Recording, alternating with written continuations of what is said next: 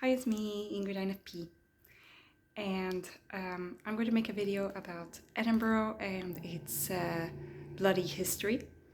Now I'm sitting next to my anatomy wall, which has different anatomy pictures. I just did it very quickly today. I'm not sure I want to have this above my sofa at all times, but here we are. But yeah, also I have my little friend with me, I forgot, Bill. From the show Sherlock.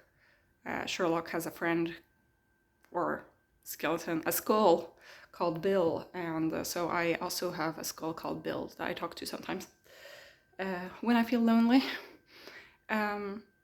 He has all of the blood vessels of the head inside, so that is pretty nice. Now, if you're going to be watching this video, I hope that you're ready to hear some gory stuff. I won't be going into lots of detail, but you know, this is a video about gross and gory history. I am not a historian. I am not even that interested in history. I'm not Scottish. I learned a lot of French history in school growing up in France, but I don't know much about Scottish history. So please bear that in mind. I won't have the right dates. I will probably have my facts a little bit wrong. So this is just what I learned going to Scotland and learning when I got there, basically. So, and like basically all my history is based on Outlander, so bear that in mind as well. I was in Scotland for 4 days and I tried to incorporate a little bit of everything, but one of the big things was I wanted to have a little bit of a spooky feel because I did go in the middle of the summer, like the hottest days of the year in Scotland. So it was sunny and it did rain the first day, but that's about it. I didn't get like the whole rainy, gloomy, dark atmosphere that I think that a lot of people would get if they went to Edinburgh at a certain time of the year. Anyway, first I want to talk about Greyfriar's cemetery, which is a famous cemetery. I went to 3 cemeteries in Edinburgh. One of them I don't know the name of. It was near Calton Hill and Arthur Seat, which was behind like a kind of little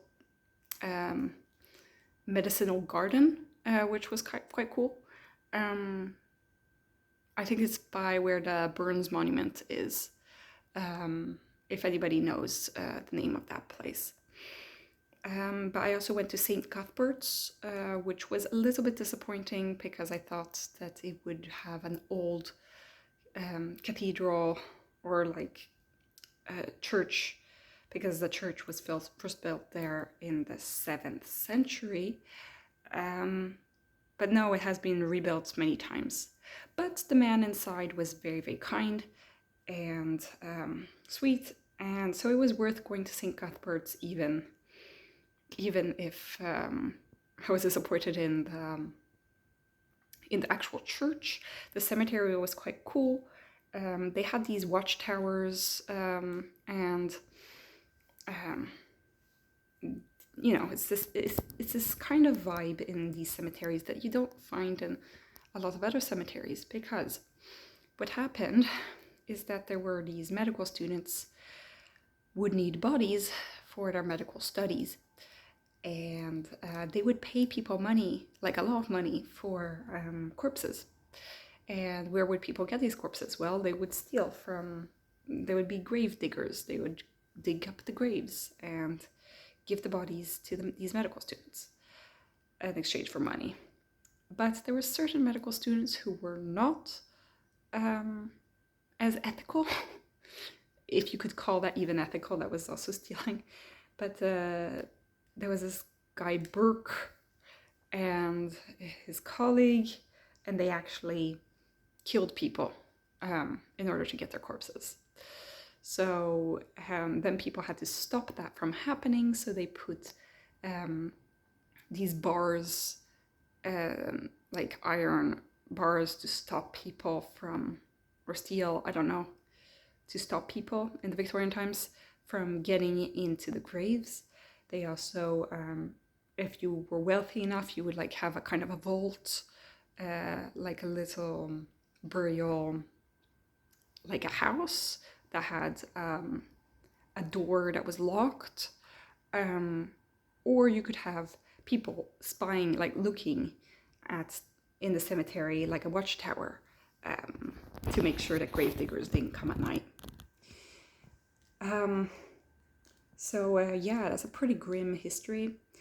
Greyfriars is well known for that. It's also well known because there's a dog that Greyfriars Bobby, who, according to legend, when his master died, he stayed by the grave and wouldn't leave until the dog himself died there. And it's like a show of loyalty. And so there's a little statue of a little dog there in the cemetery to remind us of this loyal companion.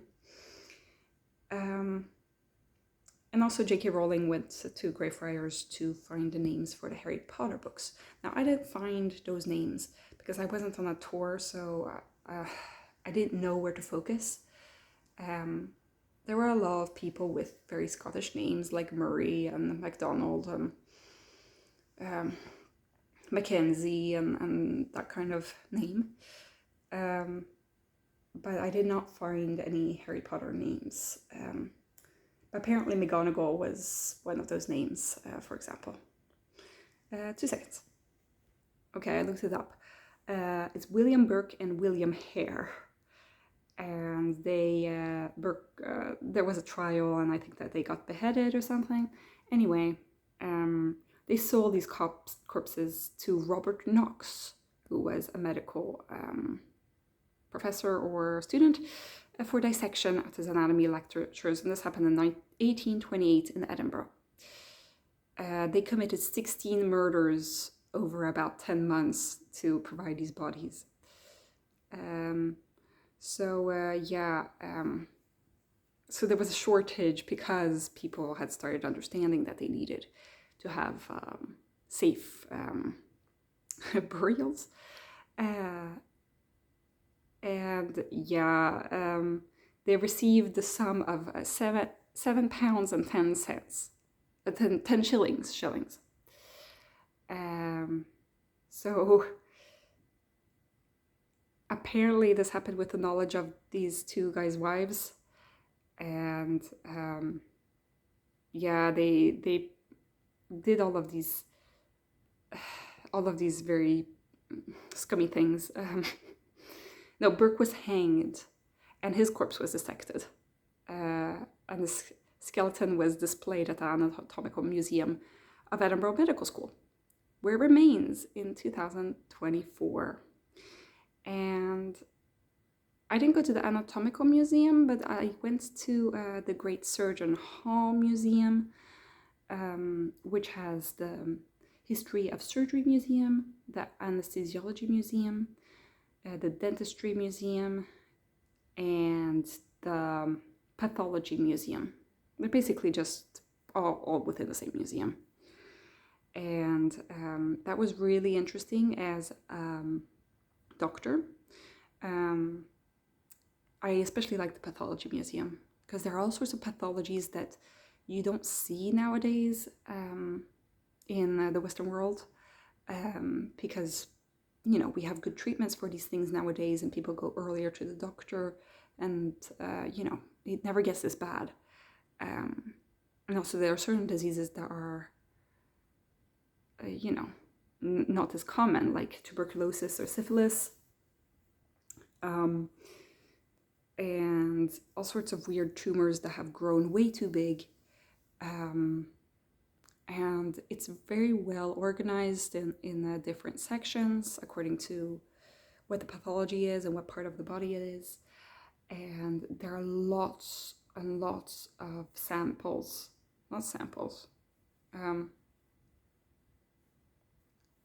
body parts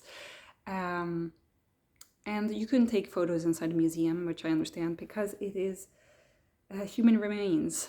And these people, we do not know how many consented to being as part of a museum several hundred years later. So that's why you can't take photos. But it was extremely interesting.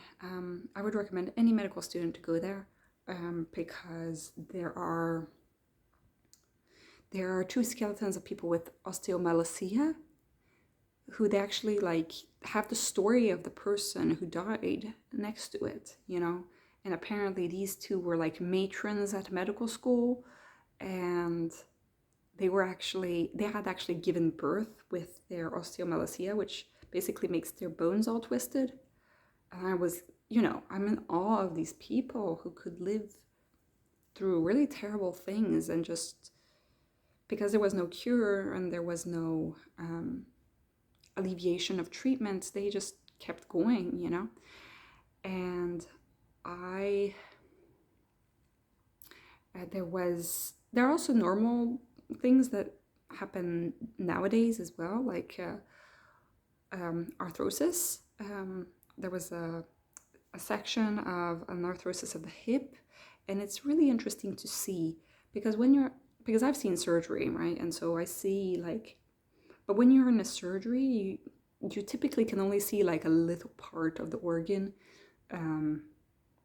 because there are other organs in the way, or right now we do things with cameras and such, laparoscopy, so you don't get to see everything really clearly.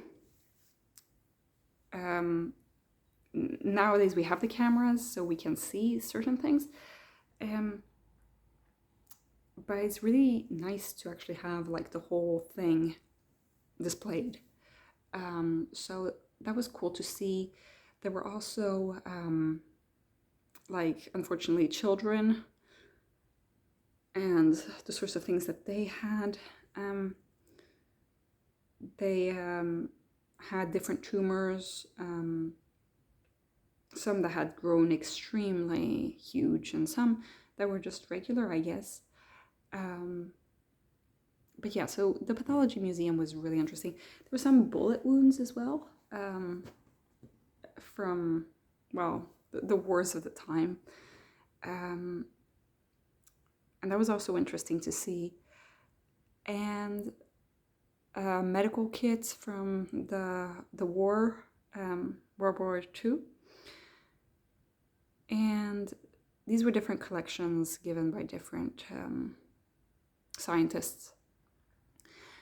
And the history of surgery was pretty creepy, because there were all these forceps and like these huge scary instruments that people would use. I am in the middle of reading The Song of the Cell by Siddhartha Mukherjee, which is really interesting as well, about the history of medicine. Basically, surgery was pretty unsanitary, and it was more of like a butcher job than a medical job. And yeah, they had lots of infections and complications. So it was interesting to see the different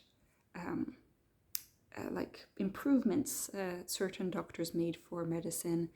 There were certain big names in medicine, like Dr. Bell, who is the person who named Bell's palsy, and among other things. Dr. Pringle did something, and Dr. Lister. I think that Lister, I don't know if it's him who gave the name of Listeria, I don't know, but he was into like microbes and germs and such.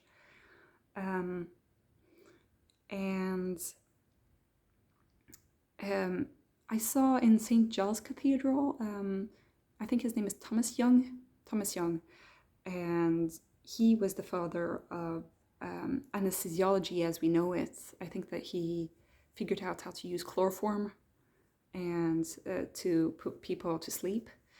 And there is like a thank you in the church of St. Giles Cathedral, thank you for the invention of modern anesthesiology, which I find really inspiring, you know. Like these people were real adventurers, real pioneers in the world of medicine. And I'm so glad that we live in 2024, you know. The amount of things that these people didn't know and they had to figure out, the amount of progress that was needed to come to this point now. So I really encourage anybody who is a medical student, also people who aren't medical students and who are interested in biology, I would say. There is also part which has about robotization and medicine, and I got to try the Da Vinci robot, which I've seen before because a lot of hospitals have it, but it's a very new invention, and these are the robots that you can do, for example, urology surgeries with, but they're trying to use these more and more for so that you can have less invasive surgery. Basically, it's not a robot that does all the surgery for you. It's basically like you are holding these little tools and you can do very microscopic things, like sewing very small details with these tools, because it kind of makes your big movements very small with the help of the tools. And I'm not explaining it well, but I got to try that, so that was cool, because I've never been able to try it because I wasn't deemed, high up the hierarchy enough, I guess. Me not being a surgical resident, just being a general practice resident. But I have seen the machine, and I have seen people use the machine. I just haven't been sitting at the commando of the machine. And since there's no patient in this museum to operate on, it's like a simulation kind of thing. So that was really interesting to see. At the entrance of the museum, there's a statue. There are several statues of like medical professionals, which is pretty cool. Like kind of a tribute to medical professionals. The gift shop was kind of cool. Had a lot of anatomy things. But yeah, so I could have stayed there for hours, but my head started hurting because I hadn't slept at all that night, having slept at the airport. So I was in there for maybe 1.5 hours. I could have been there for 3 hours easily. There was also, when I went to Scotland, I went to Holyrood Palace, which is at the end of the Royal Mile. Basically, the Royal Mile is where Bonnie Prince Charlie, who was basically a fraud, but there are songs written about him in Scottish history, and he was going to save Scotland from the English, basically, and be put on the throne of Scotland. That never happened, unfortunately, because he was a little bit too optimistic. He won a battle, but he didn't win the war, you could say. And so there was a terrible defeat at Culloden because he overestimated his capabilities with very tired Highlanders he had taken them through the forest at night, and they were hungry, and then they couldn't fight the English, and they got killed by the thousands, I think, on Culloden Moor. They had won other battles, but not that one, and that was unfortunately pretty big. And in the end, Bonnie Prince Charlie he fled to France and lived the rest of his days as an alcoholic, a womanizer, not altogether a great person. but he was kind of the face of a revolution, I guess. The Jacobites is the name of those people who were rooting for and fighting for Bonnie Prince Charlie. And the reason that he's called Bonnie was because he had an effeminate face. And all the women on the Royal Mile in Edinburgh, he marched into Edinburgh like victorious at first, before Culloden. And all the women were like crying and throwing him handkerchiefs, and you know, he had a lot of fans. And so at the end of the Royal Mile, there's Holyrood Palace, which is still used by the royal family today in Great Britain. Not a great place, but it was kind of fun going. When I applied to go, they asked me if I was a Mr., a Mrs., a Miss, MX, which I guess is a non-binary term, a professor, prof, DR for doctor, or if I was a lord or lady. So yeah, I wasn't a lady, unfortunately, but I did put doctor. I put doctor. Okay, I put doctor. Probably one of the only times I'll be able to do that. So I took the opportunity. It didn't matter in the end. It was not worth the £22 I spent, or £20. It was actually £20 because I bought it in advance. It wasn't worth it. There are many great castles that you can see for way less money. I went to Linlithgow Castle, which leads me to my next point. Linlithgow Castle was great. Not in Edinburgh, but it's an old castle, and it kind of is more spooky and fun to go to. It's the birthplace of Mary Queen of Scots. Unfortunately, Mary Queen of Scots was kind of hated by the Scottish people at the time. She was Catholic, and she went to Scotland, which was basically Protestant, and she was married to this guy. I forget his name. Darnley? Let me check. Okay, Lord Darnley. This was during the 1500s. She had several spouses because, well, they died. But basically, Lord Darnley was jealous of Mary's advisor, who might have been her lover, but we're not sure. But this advisor was Catholic. Or Lord Darnley's name was also Henry Stuart, and that's like the Stuart family. This was way before Bonnie Prince Charlie, by the way. Bonnie Prince Charlie, I think, was 1750 or something, before the French Revolution and all that. This was way before, like, you know, this was Middle Ages, or like the beginning of Renaissance.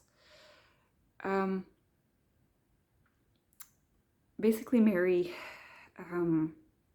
was sleeping in her bedchamber, and like basically upstairs from her bedchamber was like, because I went up those stairs in Holyrood Palace, was Rizzio, her advisor and possibly lover. And he was stabbed 57 times by Lord Darnley, Mary's husband, like at night. And apparently you can still see the blood stain on the floor. I don't know if they've like enhanced the color or if that's really the floor. But so yeah, I saw that. That was pretty cool. And like those stairs are incredibly narrow and difficult to run up and down from. So imagining these historical figures running down and up and down in panic must have been a thing. Also, basically, Lord Darnley was never prosecuted for this, I think. Anyway, he got killed as well. Let me check. Oh yeah, okay, so he was murdered. Like basically he was married to Mary for 2 years because they had a son, and that is the big thing about Mary Queen of Scots, is that while her cousin Elizabeth I, Queen of England, and basically the supreme ruler, was extremely powerful, and in the end ordered her cousin's assassination, or not assassination, death by beheading, because Elizabeth had ultimately the higher power over her cousin, Mary Queen of Scots. Mary had a son which guaranteed posterity for her bloodline, as opposed to Elizabeth I, who did not have a child.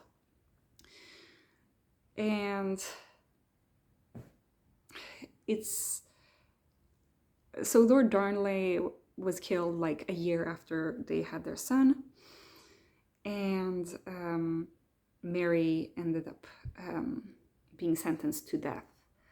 And there's this whole story about how she was beheaded, and it took 3 tries before her head finally dropped, and it rolled down the steps, scaring the people who were watching, and they thought that she was cursed because of that, and she was cursing them, which is always a nice story. I watched the movie Mary Queen of Scots with Saoirse Ronan, I think, was the main character. I kind of think that I look like Saoirse Ronan somehow. Tell me what you guys think, if you know what she looks like. I kind of think that I look similar, but not really, but kind of. But yeah, so I didn't go to the National Gallery, so I did not see all of these portraits of all these people. But yeah, basically everybody was getting murdered. And, oh yes, apparently he was recovering from syphilis or smallpox, we're not sure. Bonnie Prince Charlie also had syphilis. I think that's what he died of. If he didn't die from alcoholism, I mean, you know. Apparently there was also this whole story about Mary de Medici who was involved. I forget what happened, but there are a lot of Jameses in Scottish history, and one of the Jameses was the son of Mary Queen of Scots. But by the time both of his parents had died, he was very young. So, and then there was a reunification of Scotland and England.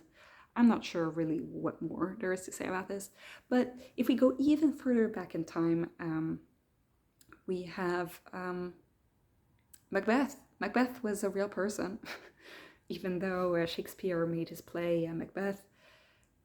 He was a real guy. Duncan and Macbeth were real monarchs of Scotland, and I really loved playing Lady Macbeth in school. So I always have fond memories of Macbeth, even though I didn't like reading it at first. I think it was a pretty good play.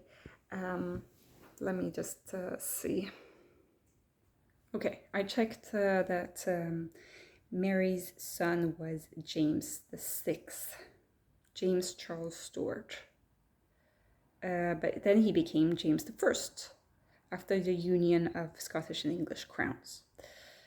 So he wasn't the first James in Scotland, but he was the first James in England, I think. Or at least of the United Kingdom, because he was also King of Ireland. So he was the longest reigning monarch in the Kingdom of Scotland. So yeah, he was a big person, in the history, but he managed to stay alive long enough compared to his predecessors who couldn't really. Now, that's for what I know about Scottish history. There's another part of Edinburgh that is a little bit spooky. There are a lot of ghost stories around Edinburgh, and there are a lot of vaults and scary stuff, which is kind of exciting. I didn't go to all those tours. Might be better to go on them when it's like the autumn and it's near Halloween and that kind of thing. I didn't really get into that mood. But I will acknowledge one thing, is that Edinburgh does smell. I went down to Dean's Village and it smelled like this sweet odor, which I was like, what is this? And it's apparently the hops for making ale and, alcohol. So I couldn't really stand being there. But Edinburgh is known for always being smelly, and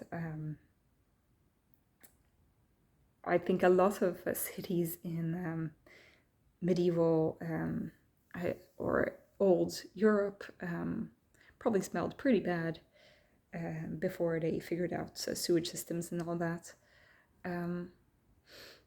I know that Stockholm also smelled pretty bad because it was a swamp, and there was malaria and stuff,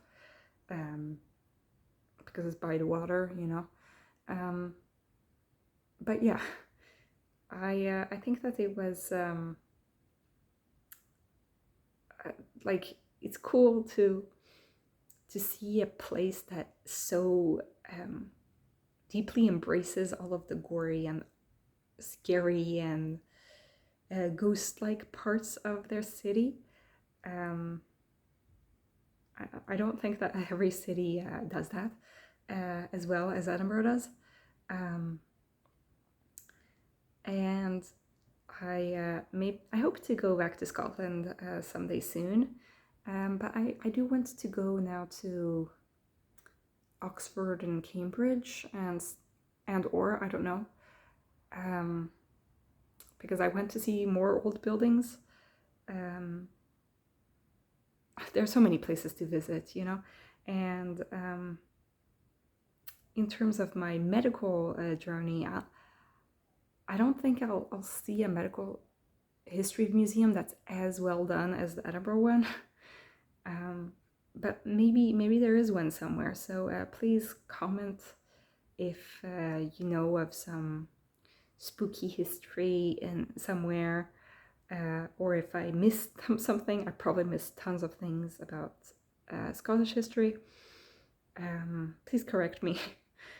And when it comes to if you have been to a medical history museum somewhere that I don't know of, is there a ghost tour somewhere that I should go to? I'd be interested to hear your thoughts. So have a great day, everybody. Bye.